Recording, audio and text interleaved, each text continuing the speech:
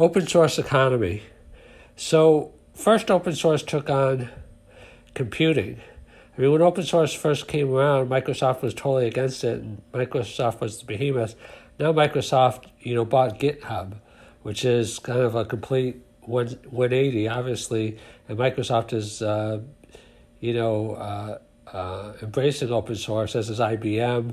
They bought Red Hat, and the whole computing industry is moving more and more to open source. Now that's just a precursor for the economy, because it used to be, for example, that VCs had proprietary deal flow, and they still do.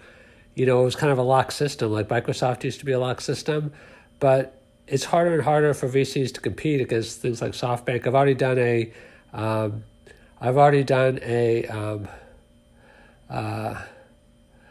podcast about perhaps the only way the VCs in the future will be able to compete against SoftBank and things of that size is open source or crowdsourcing. And I want to talk a little bit about this more generally. So, media has been crowdsourced or open sourced. Everybody has a blog, everybody has a YouTube. Like it used to be that Walter Cronkite was the authority on news. Now you have, millions and millions of people that, are talking about the news, and there's like a million voices, or millions and millions of voices, and billions, to choose from. It's the same thing with open source and computers. So in the future, it's not going to be one bank or even one central bank that controls everything. It's going to be a conglomeration of entities. That is why, like Facebook with their Libra, they have a consortium of companies. I mean, at first, companies are going to try to band together because no one company is strong enough, even though one government is strong enough to control everything.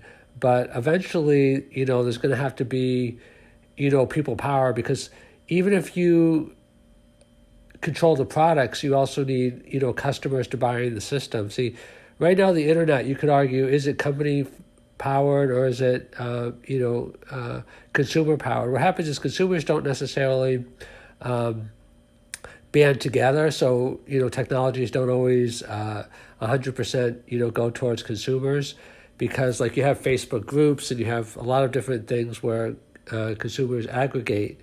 But in terms of open source economy, it's being found, like Apple is still a closed system, but after Steve Jobs died, they've got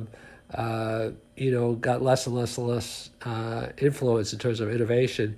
In the future, they call these enabling technologies. The internet is an enabling technology, and it depends how they're used, but the Internet of Things, VR,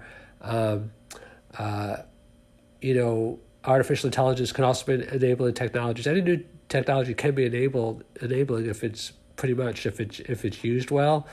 But what it is that as you have more and more enabling technologies, it's harder and harder and harder to have closed systems because you have more power. Like take the thing about globalization.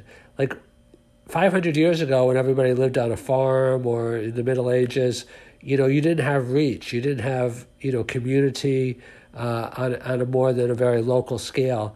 Now, with so much interconnections, and in the future we're going to be colonizing other planets and this and that, it's much more connected in terms of network effects. So when you have network effects like Facebook and any kind of system or marketplace where there's a lot of people that create network effects, then you have more open systems to some degree. I mean, Facebook is still a closed system to a certain degree, but the economies of the future are going to be more and more open source, because eventually, as technology allows greater and greater, like, blogs was kind of an open source system, YouTube is kind of an open source system. These are enabling systems, which makes them, open sourced, because anybody can use them. And people can use them, collectively.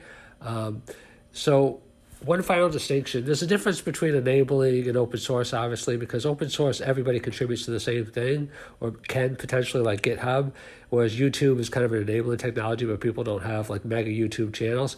What I'm saying, but kind of rambling, not saying it as well, is that a lot of these things that are enabling will become open source and become a source of accountability. So, YouTube will become perhaps like ESPN and CBS, where you have like a lot of contributors banding together to form like mega YouTube channels or mega eBay platforms or mega Fiverr networks. So it's going to move beyond the individual through these enabling technologies to be an open sourced economy.